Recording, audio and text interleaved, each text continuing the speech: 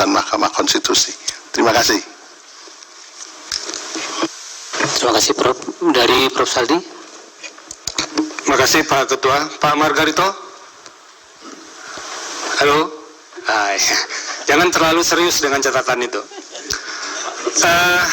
Saya senang ya tadi Pak Margarito mulai dengan statement Prof. Yusril guru saya. Satu, nanti akan saya sambungkan. Yang kedua, sebetulnya kemarin ketika kita sudah melihat list nama yang diberikan oleh kuasa hukum pihak terkait, ada nama Pak Margarito, kita bilang semuanya seragam. Wah, ini hari Kamis besok nih pasti akan jauh lebih cemerlang pendapatnya Pak Margarito. Karena biasa jadi ahli di sini kalau hari Kamis itu kelihatan begitu. Tapi kalau hari-hari lain tuh nggak secemerlang yang hari Kamis itu. Karena ini kesesuaian nama dengan hari saja itu Pak Margarito.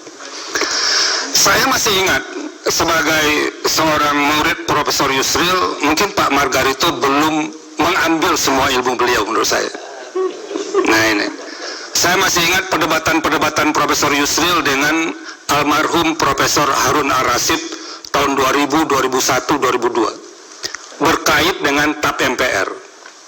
Ketika itu Prof. Harun menegasikan TAP MPR itu sebagai sumber hukum ya, Prof. Yusril ya. Prof. Yusril mengatakan begini, betapapun hebatnya seorang ahli, tapi kalau ada norma tertulis, ada putusan pengadilan, maka pendapat ahli itu menjadi gugur kalau dibawa dalam konteks hukum. Nah oleh karena itu Pak Margarito, ini ada putusan pengadilan loh yang dikatakan tidak valid, dan itu mungkin nanti Pak Margarito selesai ini nanti datang lagi ke Prof. Yusril untuk menuntut ilmu beliau secara hafah begitu kalau dalam konsep agamanya.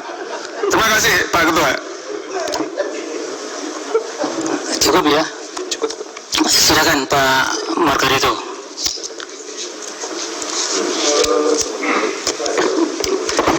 Saya akan mulai dengan pertanyaan dari pihak terkait. Pak Oto Solana Dasdin.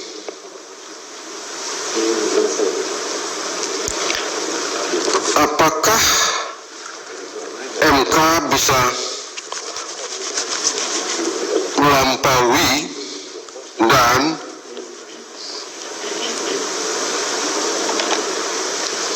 kewenangan yang sudah diatur oleh Bawaslu, sudah diatur dalam, apakah kewenangan-kewenangan yang telah dibagi kepada termasuk para Bawaslu bisa diperluas oleh Mahkamah Konstitusi dalam kasus aku? Saya berpendapat tidak. Yang sudah dibagi, misalnya itu ada laporan, ada pelanggaran proses, sengketa administrasi, misalnya selesaikan di Bawaslu, tidak ke MK. Intinya yang sudah ditegaskan, sebut saja sengketa proses itu wewenangnya Bawaslu, selesaikan Bawaslu. Apa konsekuensinya kalau sudah tahu itu sengketa tidak dilaporkan atau tidak diajukan sengketanya ke Bawaslu? Saya berpendapat orang yang merasa dirugikan itu melepaskan haknya, tunduk dan terikat pada seluruh konsekuensi hukum yang timbul dari akibat melepaskan hak itu. Begitu yang mulia. Satu.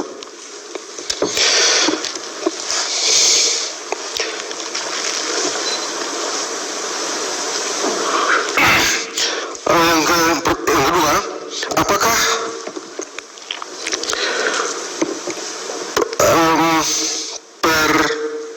pengangkatan penjabat-penjabat gubernur, bupati, dan wali kota itu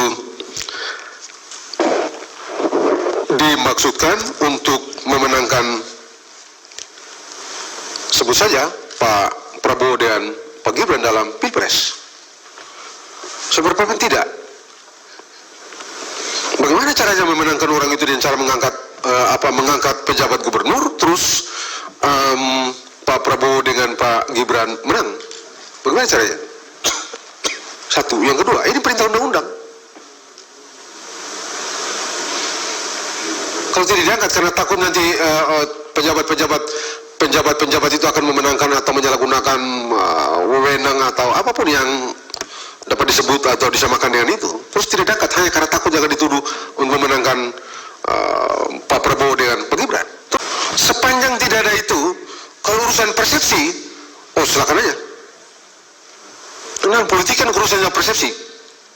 Dalam hukum urusannya bukti. Supaya orang itu kita dapat secara meyakinkan secara hukum mengkualifikasi tindakan orang itu sebagai tindakan yang memberikan keuntungan kepada sebut saja 02 pasangan Pak Prabowo dengan Pak Gibran, maka itu orang harus diperiksa. Kalau tidak diperiksa, Anda terima. Kalau cuma ngomong-ngomong, nggak bisa ngomong.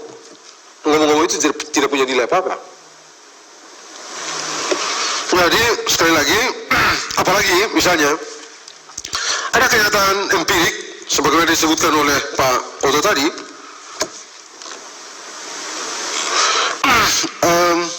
Di dua tempat, di Aceh sama di Sumatera Barat, kampungnya Profesor Saldini, kalah itu Pak Prabowo, kalah juga si Gibran tuh, kalah juga Pak Gibran.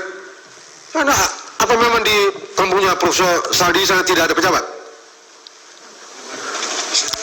Apa tidak ada? Ada juga. Maka mereka bilang lebih banyak lagi. Coba, bagaimana menjelaskan itu? Ada satu hal yang bersumber dari hal yang sama, tapi outputnya berbeda. Jadi ini mesti ada urusan ini memberikan keuntungan berpihak kepada pasangan calon nomor 2, tidak bisa diomongkan saja. Kalau itu ditemukan ada tindak tanduk yang dinilai dengan penelaran yang logis menyimpang, periksa itu orang. Undang-undang memberikan kewenangan itu kepada semua orang. Kalau tidak dilakukan itu, maka orang itu harus dianggap menerima kenyataan itu, tunduk pada seluruh konsekuensi hukum yang timbul dari melepaskan hak itu. Begitu yang mulia.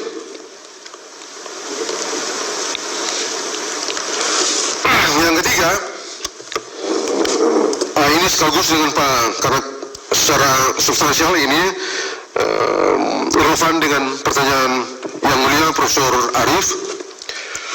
Ini soal pilkada dan pemilu ini. Saya tadi berpendapat pilkada dan pemilu itu dua rejim yang berbeda.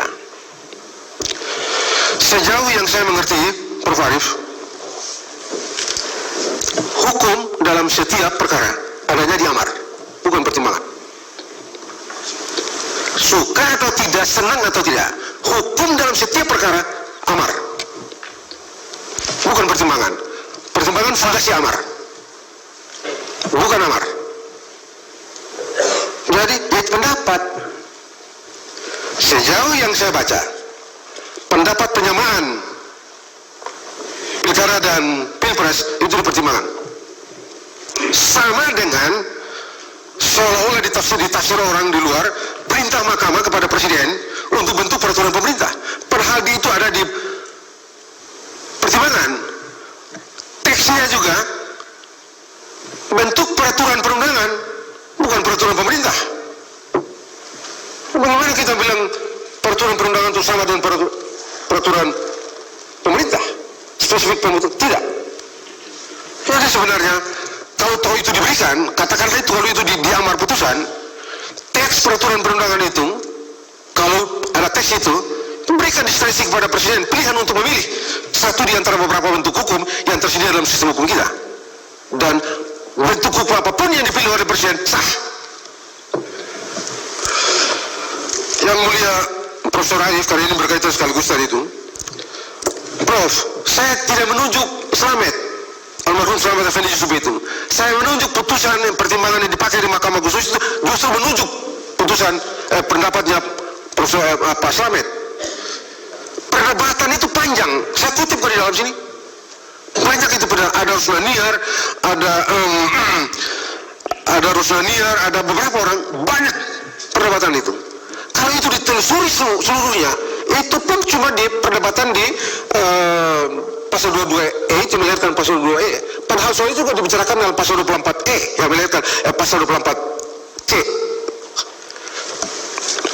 Jadi kalau menyimpulkan kewenangan Mahkamah Konstitusi mengadili pemilu hanya dengan menunjuk pada pemilu, perdebatan mengenai pemilu, bagi saya tidak valid. Dengan segala hormat saya pada Yang Mulia Profesor Arif, tidak valid. Dari cara menarik kesimpulan, keliru. Premis mayor dan premis minornya tidak tepat. Begitu Yang Mulia. Jadi sekali lagi, pilkada dan pemilu itu dua hal yang berbeda. Tidak bisa disamakan. Kalau tidak bisa disamakan, hal-hal yang urusan pilkadanya. Jangan gabung dengan pilpres.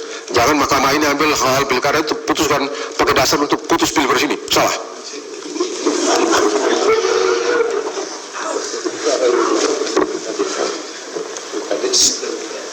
Nah itu dia, jangan-jangan satu waktu ini pemilihan kepala desa dibaju ke sini. Celaka juga kita. Dan itu supaya mahkamah ini betul-betul top.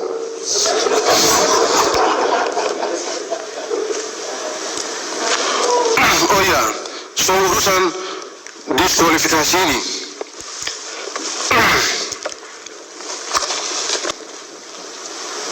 Pasangan calon. Sebagai orang hukum, apa dasarnya? Apa dasarnya? Orang itu tidak memenuhi syarat? Ataukah pelanggaran-pelanggaran itu sedemikian kacaunya dan tidak bisa dibicarakan konkret, bawa ke sini buktinya? Saya tahu di pilkada, di beberapa pilkada saya jadi ahli, memang sempat diperiksa itu beberapa hal yang sebenarnya masuk dalam proses diperiksa di sini, tapi itu konkret. Saya tidak usah sebut yang spesifik. Satu pilkada pada waktu itu dalam perhitungan di KPU itu rusak semua itu C1 itu tipex global tipex double tipex sudah diprotes di KPU sidang itu di sidang di rekapitulasi KPU masa bodoh di sini dipersoalkan. Bagi saya logis. Itu pilkada. Pada dasarnya ada peristiwa konkret yang menurut akal sehat logis untuk dicek. Sekarang kembali ke pertanyaan Prof. Yusril, guru saya. Saya itu sebenarnya dulu mengambil hukum ekonomi, ketemu Pak Yusril bilang, nggak usah. Satu waktu nanti tata negara itu penting. Kamu jadi orang tata negara saja. Nanti saya bantu kamu memberikan rekomendasi, kamu masuk tata negara. Ya sudah, kita bikin lagi. Saya bikin tuh proposal di Pramuka di pojok tuh. Dari kampung Prof. Lalu gara-gara Prof ya sudah. Setelah itu selesai doktor, ikut lagi beliau ke seknek. Beliau berhenti, saya berhenti juga. Ya benar. Beliau berhenti dari seknek, saya berhenti juga. Saya bilang Prof, beliau nggak mau saya keluar dari seknek. Saya bilang nggak Prof, saya yang diajarkan oleh orang tua saya, orang yang membawa saya saya tidak bisa tinggalkan orang yang membawa saya dalam keadaan susah. Jadi Prof berhenti, saya berhenti juga. Berhenti saya. Ya benar. Terus saya bilang Prof. Dilanjutkan jawabannya. Baik. Jadi tidak bisa didiskualifikasi. Suka atau tidak, senang atau tidak. Saya selalu mengatakan hukum tidak ada urusan dengan suka dan tidak suka. Hukum memaksa kita untuk objektif. Hukum mengharuskan kita untuk objektif. Sebab kalau suka dan tidak suka, rusak. Ya sudah waktunya Pak Margarito sudah mau habis. Yang tidak konsisten tadi dijawab. Yang tidak konsisten. Tadi Prof. Sadio dijawab. Pak Arsul, Pak Henry. Iya, Pak Sadi. Oh iya. Silakan jawab. Saya mulai dulu dari Prof. Sadi. Apakah dengan pendapat saya itu mahkamah berubah? Mahkamah berubah. Apakah dengan pendapat saya itu mahkamah berubah? Tidak kan? Apakah dengan pendapat saya itu norma berubah? Tidak. Saya mesti berpendapat. Dan karena itu saya ikuti. Karena tidak pernah berubah terhadap ini, sebab ini sikap saya. Tidak berubah. Saya kan di perdebatan mengenai putusan MK 90 itu, saya bilang 1000 sarjana hukum mengatakan putusan itu tidak sah. Sah itu putusan. Putusan ini saya bisa dikoreksi dengan putusan. Tidak ada dengan cara lain. Ya begitu Pak Ustaz tadi. Kemudian abang saya, Pak Andi, hormat, yang terakhir itu 1000% bohong, salah itu. Itu orang bolak-balik itu. Tidak, yang saya bilang pilkada 2024 lebih buruk itu 1000% bohong. Orang apa ngarang-ngarang itu. Kalau Pak Hendri Sangkal itu maju ke depan, kita berdua ambil Al-Quran, sumpah. Siapa yang bohong, mati dia. Keluar dari sini mati. Karena itu bohong itu. 1000% bohong. Tidak. Kalau saya bilang pemilu 2024 itu jauh lebih baik dari pemilu 2019, betul. Kalau itu tidak perlu disumpah. Tidak perlu sudah ada itu. Kemudian tadi yang terakhir ya Pak Kamal tadi, Pak Kamal tadi, begini, urusan negara hukum demokratis naik dan turun itu urusan persepsi. Sangat persepsi. 2019 juga kami juga berpendapat sama ini. Negara ini tenang-tenang aja nih. Ini soal persepsi aja. Demokrasi, pemilu ini akan begini-begini, demokrasi akan runtuh. Enggak lah, tidaklah. Ada pemilu jauh lebih buruk, tapi tidak seperti ini. Tidak mengakibatkan negara hukum turun kualitas. Enggak. Demokrasi ini kan barang yang tidak memiliki bentuk akhir. Sesuatu yang terus-menerus berproses. Karena dia terus-menerus berproses, bagaimana caranya menentukan dia naik atau turun? Terakhir Pak Refli tadi, saya merasa penting untuk menjawab putusan Pak Refli, pertanyaan Pak Refli ini. Risalah dan putusan. Oh, risalah itu bukan hukum kok. Bagaimana bisa dia dibandingkan dengan putusan? Kan kalau putusan amar, hukum dalam putusan itu ya amar, hukum dalam putusan itu amar, bukan di dalam pertimbangan. Pertimbangan cuma memberikan fondasi. Ya, bagaimana caranya membandingkan itu? Orang satu bukan hukum, satu hukum, membandingkan dua hal yang berbeda. Tadi Khair sudah bicara itu. Tidak masuk akal. Menyamakan dua hal yang berbeda juga tidak masuk akal. Jadi saya kira pertanyaan juga ya. Kemudian mengenai pengangkatan pejabat demokratis bla bla bla segala macam ini. Ini demokratis ini barang ini sudah dibicarakan dari zaman Yunani kuno sampai sekarang ini begitu. Aristoteles kan jelas ini. Ini bentuk pemerintahan yang tidak bagus. Ini sebabnya di perdebatan pembentukan konstitusi Amerika Serikat orang tidak bicara mengenai demokrasi, orang bicara mengenai republik. Ini barang busuk ini. Demokrasi ini. Cuma lihat aja kita yang belajar apa ilmu tata negara ini. Kemudian bagaimana dengan putusan MK? Sekali lagi, putusan MK dia menjadi hukum norma imperatif harus berlaku, yaitu kalau amar. Kalau tidak, bagi saya prosedur cara menemukan calon gubernur, calon pejabat gubernur, pejabat bupati, wali kota yang diatur dalam Permendagri nomor 4/2003 itu akuntabel, beralasan dipakai, dia harus dianggap legitim, demokratik dengan semua definisi yang mungkin kita berikan pada itu. Bagaimana dengan putusan? Saya kira Kamal, saya kira tidak ada yang tidak ada yang terakhir. Saya kira penting untuk tadi satu pertanyaan dari Pak Hendri tadi soal putusan nomor 90 yang begini. Saya singkat aja nih. Kalau mau sederhana, ada atau tidak ada PKPU yang mengatur syarat itu, tetap saja ada syarat. Mengapa? Karena syarat itu diatur dalam Undang-Undang 2017. Dan dalam ilmu hukum saya cukup percaya, Bapak-Bapak yakin, Bapak-Bapak tahu, kalau dasar hukumnya berubah. Syarat itu diatur dalam pasal 169. Pasal itulah yang diuji di sini dan diberi tafsir berbeda. Hukumnya berubah, dasarnya berubah, hukumnya berubah.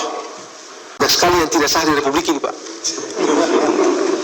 Banyak sekali. Untuk Mahkamah Konstitusi 2 hari menjelang putusan, menjelang coblos pada Oktober 2009, bikin putusan, Pak KTP kan Pak Rusani, berubah putusan, KPU ubah tuh putusan? Tidak. Pak Yusril dulu uji undang-undang imigrasi, turun selesai, beres. Sah. Bang Magdir uji undang-undang soal sumber daya.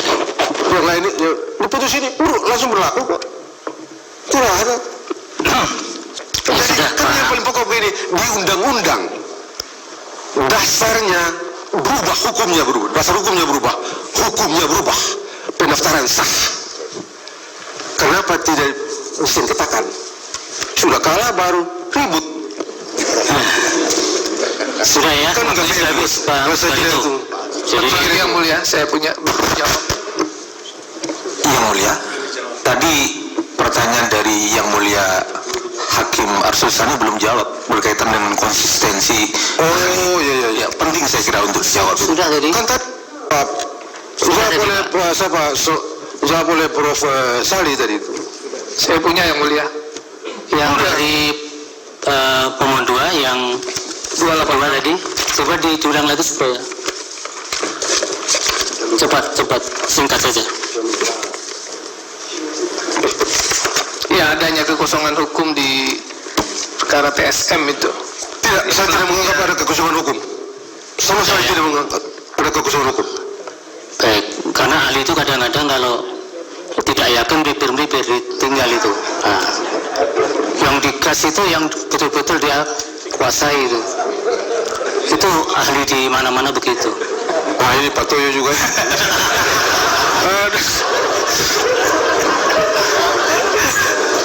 Ini belum tidur Pak Toyo dari jam 3. Oke. Tadi paling saya tidur dulu. Waktunya sudah habis, jadi tidak ada dialog lagi. Baik. Tapi yang paling penting Pak Margarito, bahwa putusan MK itu satu kesatuan antara pertimbangan dengan amar. Itu supaya publik tahu. Tidak ada lagi waktu untuk Enggak fair juga membantah itu. itu. Silakan waktu sudah habis. Terima kasih Pak Margarito. Mudah-mudahan keterangannya bermanfaat untuk pengambilan putusan ini. Amin.